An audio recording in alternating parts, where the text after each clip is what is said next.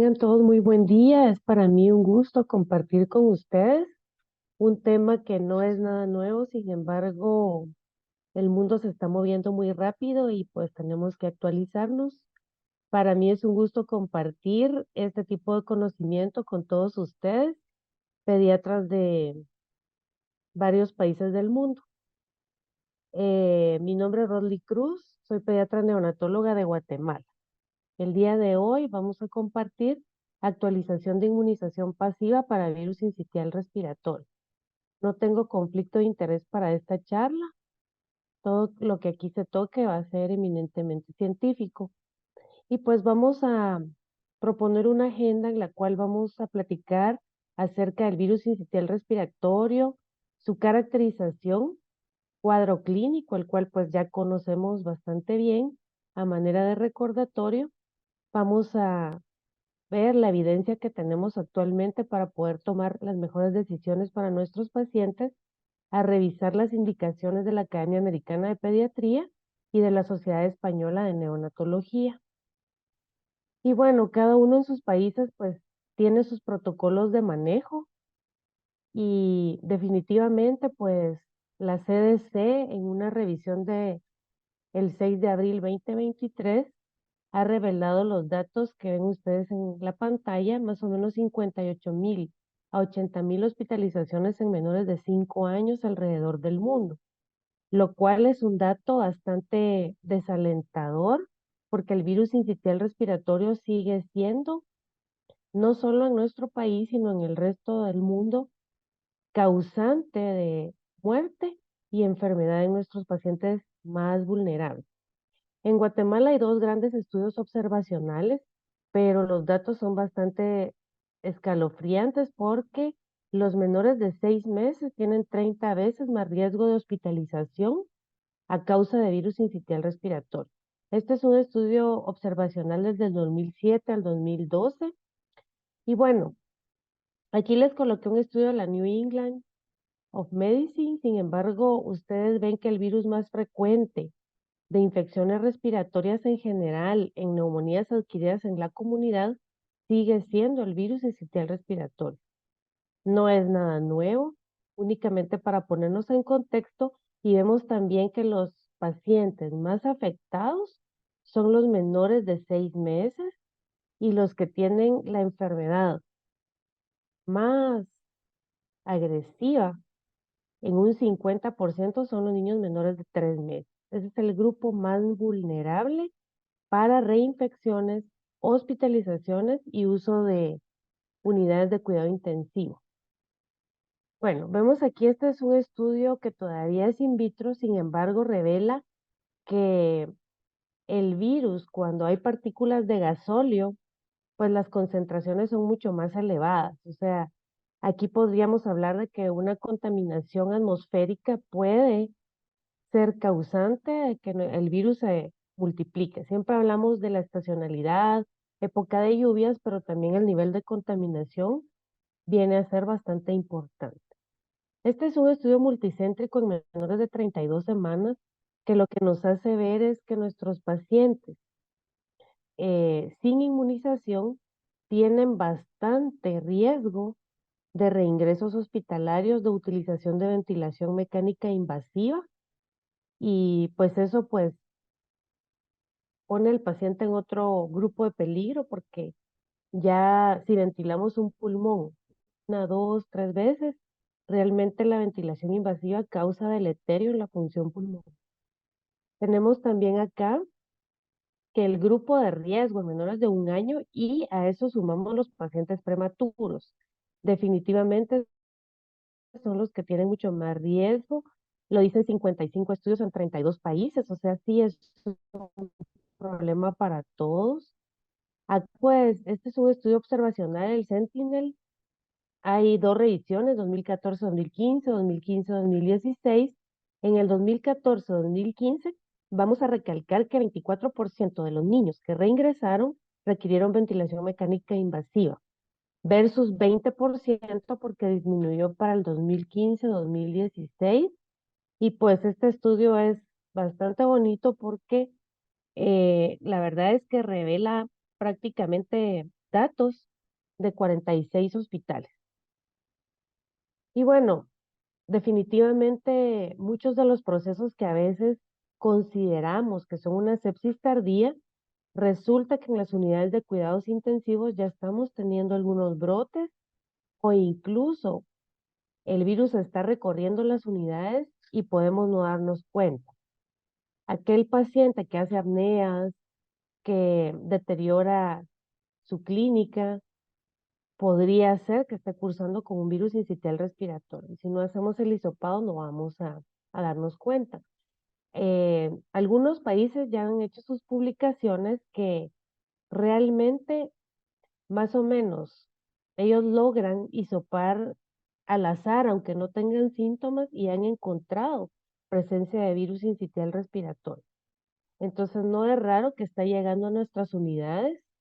Ya hay reportes bastante descritos y ustedes ven aquí varios estudios donde se revela que los principales virus son rinovirus, virus sincitial respiratorio, para influenza y definitivamente pues las coinfecciones vienen a alterar la gravedad de los casos. En Italia pues se publicó este estudio donde trataron de ver por qué es que los virus están llegando a las unidades, ¿verdad? Y pues, si vemos, casi siempre tendemos a prohibir las visitas, por lo menos en nuestro país, y realmente los padres no es lo más relacionado a la contaminación. Prácticamente, eh, en algunos casos es desconocido y en otros, pues, el personal, ¿verdad? Aquí vemos que la mortalidad que puede causar el virus sincitial respiratorio es uno de los más números altos que presenta. Aquí ustedes ven una mortalidad en un porcentaje de 13.5%. Definitivamente causa bastante deleterio a la salud. Ahora, vemos que circula de manera ininterrumpida en nuestra comunidad y prácticamente la seroprevalencia a los 2 años es de el 100%.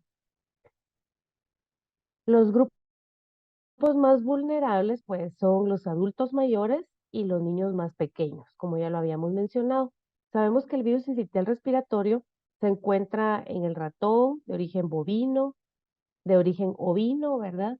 Y pues es una hebra monocatenaria de RNA que tiene una cápside y proteínas estructurales, ¿ve? De los cuales el A es prácticamente mucho más pequeño, sin embargo, tiende a ser más ligero y a moverse mucho más rápido en la vía respiratoria y tiende a ser mucho más infectivo que el tipo B. Aquí ustedes ven la disposición de las proteínas que están en la superficie de la membrana y aquí es donde adquiere su interés muchas de las situaciones que estamos viendo en actualización que más adelante les voy a mencionar.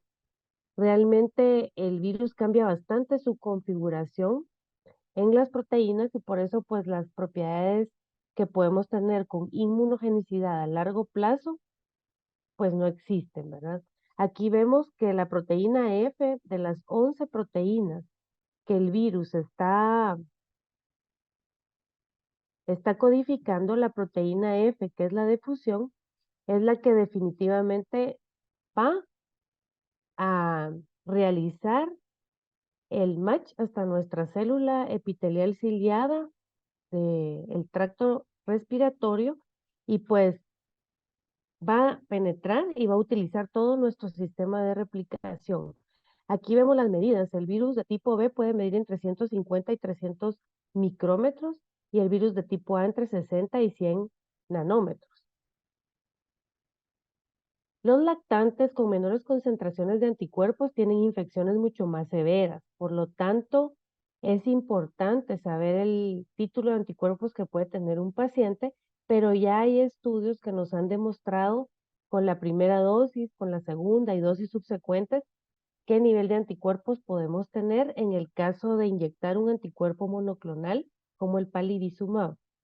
Ahora bien, vamos a ver más adelante que ya estamos entrando en la época de las vacunas maternas y eso pues viene a ser bastante prometedor para la inmunogenicidad de nuestros pacientes. Sin embargo, si los pacientes nacen con prematurez, pues ahí vamos a tener que no todo el traspaso de anticuerpos va a ser al 100%. ¿Por qué? Porque en los prematuros la transferencia de anticuerpos es menor, precisamente por el tiempo, ¿verdad? Vemos aquí otro dato importante, que en la piel el virus sincitial puede estar alrededor de 1 hora, en batas y guantes 2 horas, en cristal y plástico 1 día. Es bien importante estudiar la proteína prefusión porque es la que más datos nos ha arrojado desde el punto de vista molecular. Ustedes ven aquí la proteína prefusión antes de ingresar a la célula y después de ingresar a la célula. Y ven los distintos sitios de neutralización y el porcentaje de sensibilidad. Está por colores y pues más adelante vamos a ver qué monoclonales se unen para poder contrarrestar el virus, ¿verdad? En el caso del palivizumab se une al sitio antigénico que está de color amarillo, que es el sitio número 2, y el nirsevimab se une al sitio 0, que es el sitio de color rojo.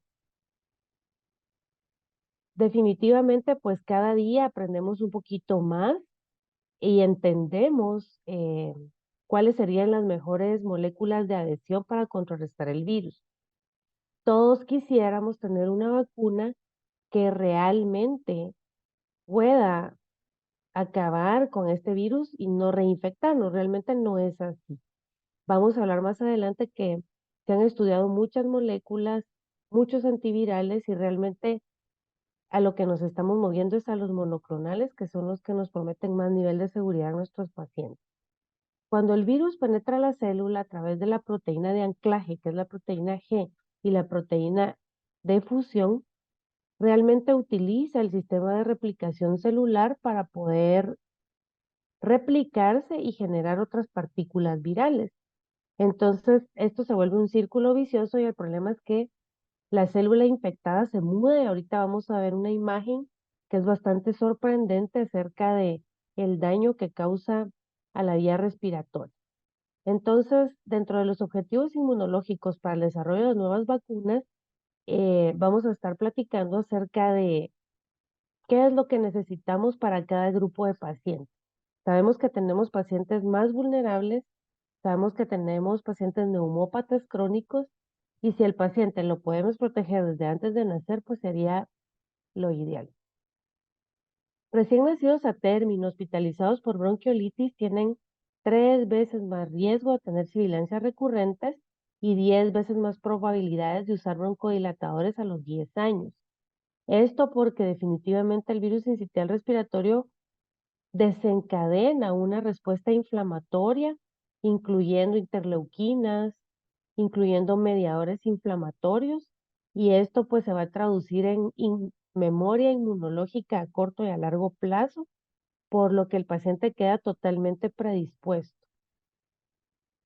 Nuestros bebés que actualmente atendemos pues van a nacer en fases del desarrollo pulmonar bastante inmaduro. Entonces, definitivamente, si tenemos menos número de alvéolos en un paciente que nace con premadurez, definitivamente la severidad del cuadro clínico va a ser mayor, porque tiene muchos menos mecanismos de defensa. Todos quisiéramos tener esta anatomía perfecta del tracto respiratorio, pues sin embargo todo esto se altera cuando tenemos la infección de un virus sincitial respiratorio.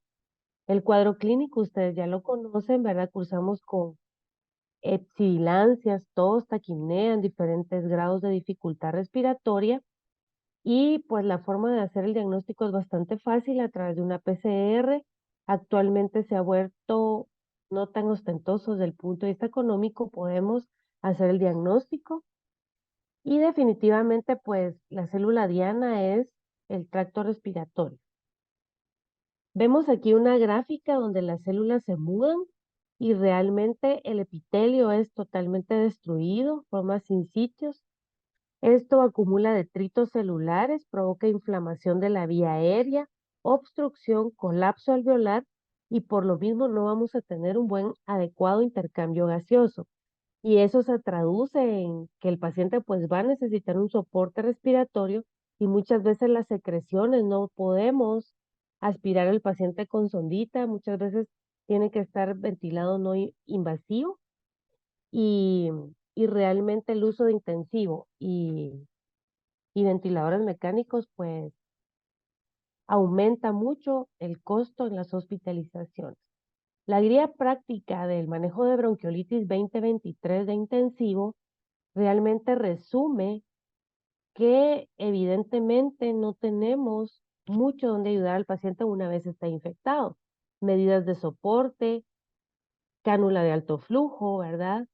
Ventilación no invasiva con CPAP o ventilación mecánica. Incluso yo les puedo comentar el caso de una paciente que ingresé hace más o menos 15 días, pero realmente necesitó ventilación de alta frecuencia y una displasia broncopulmonar severa con un virus sincitial respiratorio. Y definitivamente muchos de los medicamentos que utilizamos no tienen un nivel de evidencia, ¿verdad? Prácticamente seguimos con el soporte respiratorio, hemodinámico, hidratación para nuestro paciente. Ya existen algunos reportes de qué pasa si una madre se enferma en el último trimestre y muchas publicaciones han revelado que podemos tener incluso manifestaciones no pulmonares del virus sincitial respiratorio, entre ellos encefalitis, encefalopatías, trastornos del lenguaje. Hay varias publicaciones, todavía no es un nivel de evidencia 1A, pero esta situación preocupa mucho porque entonces estamos viendo que la afectación no va a ser únicamente pulmonar. In vitro en ratones se ha estudiado que la BCG recombinante provoca inmunidad protectora de las células T contra infección de virus sincitial respiratorio. Este es un dato pues que llama mucho la atención. Esto pues es en ratones y esta es una pacientita mía que la mamá un día me dijo, ya no queremos escuchar malas noticias, queremos escuchar las buenas noticias y definitivamente pues existe bastante evidencia desde el descubrimiento del virus sincitial en 1956. El virus es más viejo que creo que cualquiera de nosotros, pero desde el 98 fue aprobado un anticuerpo seguro para el uso de la prevención de enfermedad respiratoria baja y reingresos hospitalarios, que es el palivizumab. Sin embargo, en el 2022 se fue aprobada una molécula que es el nirsevimab, que realmente previene la infección respiratoria baja en la época de temporada y la gran ventaja que tiene este monoclonal es que se puede usar en niños menores de 6 meses. En España, por ejemplo, ya forma parte del esquema de vacunación 2023. Nosotros en Latinoamérica aún no lo tenemos disponible, por ejemplo, en Guatemala no. Y bueno, existen también ya mucho foco en las vacunas maternas que más adelante vamos a platicar. En México, pues sí tienen marcada estacionalidad. Sin embargo, aquí ustedes ven un estudio que el número es bastante grande de pacientes, 5.623 muestras, y de ellas el 72.6% requirieron hospitalización y cuidado crítico el 16.8%. Dato que es bastante preocupante porque realmente nuestros pacientes no deseamos que regresen a la unidad de cuidado intensivo una vez salen de la etapa de la unidad de neonatología. Entonces, existen innumerables estudios que demuestran que la profilaxis definitivamente va a ser mucho mejor en los pacientes. Este, pues, es un estudio observacional hecho en nuestro país, en donde realmente la conclusión es que el virus pasa circulando ininterrumpidamente en nuestra población, ¿verdad? Definitivamente en Guatemala no se ha logrado comprobar estacionalidad. Es un área donde el virus está publicado en diferentes estudios en varias épocas del año. Entonces, acá ustedes ven, este estudio fue realizado en 3 hospitales en niños menores de 5 años y realmente es bastante variable, entre 5.9 a 45.9 por mil, ¿verdad? De la población. En menores de 1 año, este virus pues ataca a nuestros pacientes más vulnerables, ¿verdad? Este también es otro estudio de manera observacional del 2007 al 2010. Y bueno, hay innumerables estudios que dicen que el palivizumab reduce la hospitalización en nuestros pacientes, ¿verdad? De eso hay bastante y suficiente evidencia en donde pues han comparado días de estancia hospitalaria, días de ventilación mecánica, mortalidad, y realmente los números pues son alentadores en la prevención de la enfermedad grave por virus sincitial respiratorio. Muchos países como México, el Reino Unido y Chile han realizado análisis de costo, efectividad del uso del palivizumab para prevención de enfermedad respiratoria grave.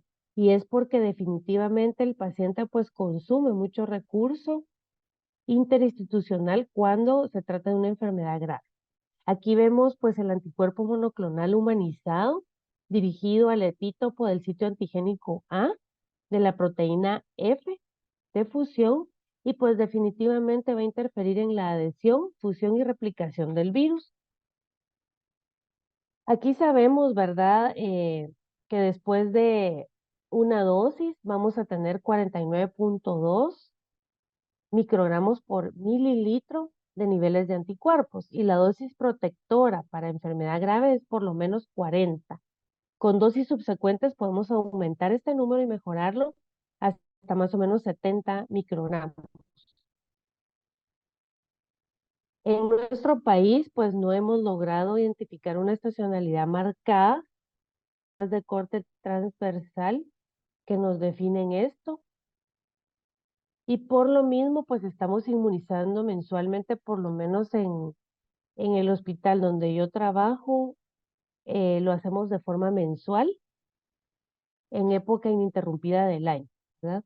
Ahora, sabemos que los bebés que no reciben su dosificación completa, pues tienen mucho más riesgo de recaer. Y bueno, de ahí la importancia de la adherencia, ¿verdad? También hay estudios que comprueban que, por ejemplo, si el paciente cumple de solo una a dos dosis, tiene un 31% de riesgo de hospitalización, versus el que cumple de 4 a 5 dosis, baja hasta un 11%. O sea, la importancia de la adherencia al tratamiento es indicativo de que estamos cumpliendo la norma y que el paciente pues no se nos va a complicar. Fanaroff desde hace mucho tiempo nos dijo que los pacientes con displasia broncopulmonar tienen 10 veces más riesgo de reingresos hospitalarios y los pacientes con cardiopatías congénitas y síndrome de Down pues van a presentar mayor mortalidad por infecciones respiratorias. Esto pues actualmente se ha prevenido bastante con las nuevas pautas y también habló de los pacientes con déficit de vitamina D. No cabe duda que a este tipo de pacientes, este es un paciente llamado Jairo, de 26 semanas, actualmente ya tiene 5 años y pues nació con una prematurez que fue indicado el tratamiento con la inmunoprofilaxis y en estos pacientes pues nadie tenemos duda que debemos protegerlos. Sin embargo, hay otro tipo de pacientes que también están en nuestra unidad de cuidado crítico que tienen cardiopatías congénitas con repercusión hemodinámica, displasia broncopulmonar, uso de broncodilatadores y diuréticos que también es importante pensar en protegerlos. Hemos tenido pacientes de 35 semanas que han ido a casa, pero en Guatemala pues se da el hecho de que tenemos más hermanitos en casa, hay factores de riesgo y pues la circulación del virus es bien alta y nuestros niños pues se han enfermado y han tenido reingresos. Entonces, definitivamente, por ejemplo, este es el caso de un bebé llamado Oliver que nació de 35 semanas, pero al año de edad, y aquí pues él estuvo prácticamente 48 horas en la unidad, egresó muy rápidamente, pero al año pues le dio un virus sincitial respiratorio que sí requirió intensivo. ¿Verdad? Y pues era un paciente prematuro sano, sin embargo se enfermó y su cuadro clínico fue grave. El factor de riesgo que yo le vi a este paciente es que la madre dejó de dar lactancia materna por asuntos familiares y de trabajo. Entonces, eso creería yo que fue el factor de riesgo en este paciente, pero sin embargo, en los protocolos actuales no entra para poder ser inmunizado. Sin embargo, muchos pacientes están optando por solicitar la profilaxis, ¿verdad? Ahora, definitivamente también el grupo bastante vulnerable que antes se decía en cardiopatías congénitas y anógenas, ahora ya vemos que hablamos de cardiopatías congénitas con hemodinámicamente significativas. Entonces sí debemos eh, realizar criterios en nuestra unidad de a qué pacientes vamos a incluir en la inmunoprofilaxis. Y los estudios pues revelan que sí disminuye el riesgo de hospitalización y de unidad de cuidado intensivo en pacientes cardiológicos. Entonces definitivamente pues el palivizumab son descritas 5 dosis entre 4 y 6 semanas del intervalo de dosis. Y aquí vemos de forma más gráfica los diferentes monoclonales y dónde actúan. Definitivamente quien tiene más porcentaje de poder contrarrestar la proteína de fusión es el nirsevimab. Ustedes lo ven aquí en color rojo. El palivizumab lo ven de color amarillo en el sitio 2. Y bueno, también existe mucho problema con los pacientes que esperan sus cirugías correctivas, que se retrasan porque se enfermaron. Algunos países optan por la profilaxis 3 meses previo a su cirugía y 3 meses después de la cirugía cardiológica. Esto pues ya está bastante sustentado en varios estudios dirigidos a pacientes con cardiopatías con significancia hemodinámica. Y bueno, después de un bypass sabemos que los niveles declinan, por lo tanto también es indicativo de reinmunizar. Y hay varios estudios de consenso de grupos de cardiólogos que revelan estos resultados, ¿verdad? En menores de 2 años debiéramos inmunizar a pacientes con cardiopatías inoperables, hemodinámicamente significativas, pacientes con hipertensión pulmonar en menores de 1 año, con cardiopatías que requieren tratamiento y de 1 a 2 años, arriba de 6 meses posoperados o en lista de espera de trasplante. Y bueno, en nuestros países tropicales y subtropicales se requieren todavía datos, ¿verdad? Que eso es lo que a veces nos hace falta en las distintas unidades. Este es un protocolo que se está llevando a cabo en mi hospital y me parece que en 2 hospitales más de Guatemala, en donde se está midiendo el nivel de anticuerpos que tiene el cordón umbilical en pacientes prematuros y en pacientes a término. El estudio todavía está en curso, sin embargo sabemos que los niveles de IgG fetal aumentan un 10% la concentración alrededor de las 17 a 22 semanas y un 50% entre las 28 y 32 semanas. Lo cual es a tomar en cuenta que el momento que empecemos a vacunar mamás, si el bebito nace antes de tiempo, no va a dar chance a que absorba todo el objetivo inmunológico de la inmunización materna, ¿verdad? Entonces sabemos que la inmunidad es corta y la infección puede ser recurrente por la variación antigénica que el virus tiene. Y México, por ejemplo, ya ha reportado brotes en periodos donde no inmunizan.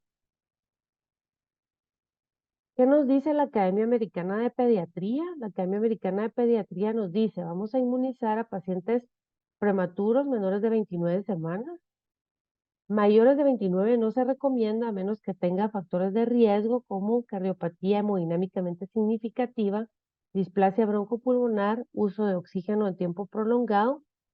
Y en menores de 1 año vamos a inmunizar a pacientes que tengan alteración neuromuscular o problema en el aclaramiento de secreciones, inmunocompromiso profundo en temporada de virus sincitial respiratorio y fibrosis quística con evidencia de enfermedad pulmonar y desnutrición. De 1 a 2 años vamos a centrarnos en aquellos pacientes que tienen uso de diuréticos, corticoides, displasia y de oxígeno. Y ven ustedes también fibrosis quística con una variante de peso talla menor del 10º percentil e inmunocompromiso en temporada alta de virus sincitial respiratorio. En España, el doctor Sánchez Luna, que es un referente, pues tiene sus criterios para inmunoprofilaxis, los ven ustedes acá. Sin embargo, supongo que esto va a cambiar un poco con el advenimiento del nirsevimab, porque esto está dirigido al palivizumab. Aquí vemos grandes diferencias. Con 5 dosis, pues inmunizamos a nuestro paciente. Y la siguiente molécula, pues ven ustedes que vamos a tener una inmunidad un poquito más extensa en cuanto a población se refiere. Sin embargo, pues en nuestros países contamos únicamente con el palivizumab. Este es un código QR que se los voy a dejar.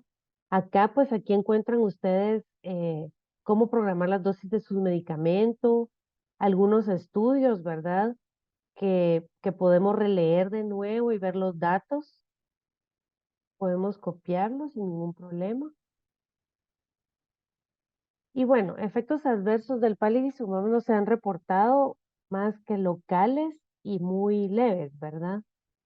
Aquí ustedes ven este cuadrito es muy interesante porque hay vacunas de virus vivos atenuados que han parado en fase 2, inactivados que han sido discontinuados en fase 3, vacunas de el RNA pues también no han sido concluyentes.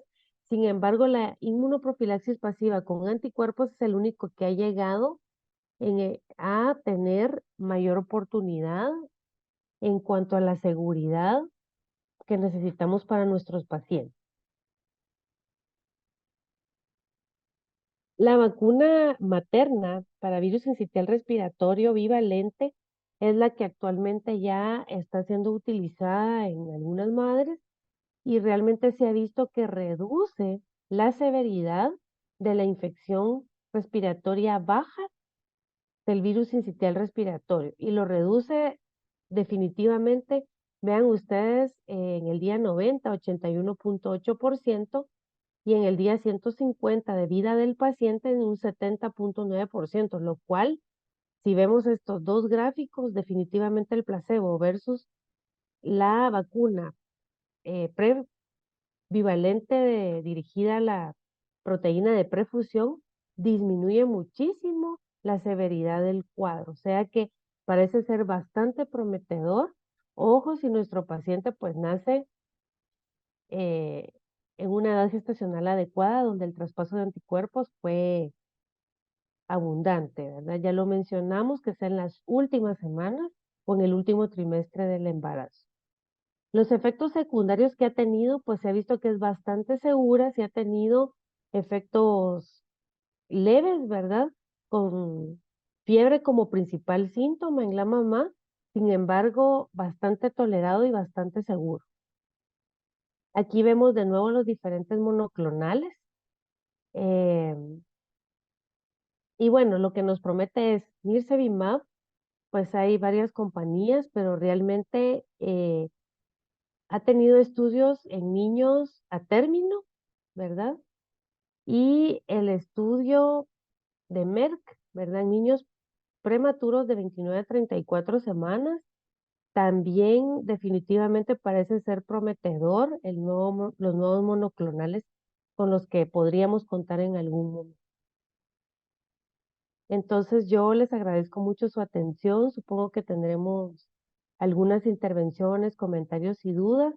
Con mucho gusto estamos anuentes a responder. Yo dejo mi correo electrónico disponible para poder generar algún tipo de comunicación con mucho gusto. Siempre tenemos mucho que aprender, descubrir y esperamos que el futuro sea mucho más prometedor para poder seguir luchando contra este virus que ha tenido mucha mortalidad, por lo menos en nuestro país, ¿verdad? Yo podría decirles que definitivamente el COVID-19 nos afectó, pero el virus sincitial respiratorio, si sumamos todos los años que ha ocasionado estragos, pues ha sido un virus bastante terrible en nuestro territorio. Así que muchas gracias, espero que tengan todos un buen día y quedamos anuentes a sus dudas y preguntas. Gracias por su atención.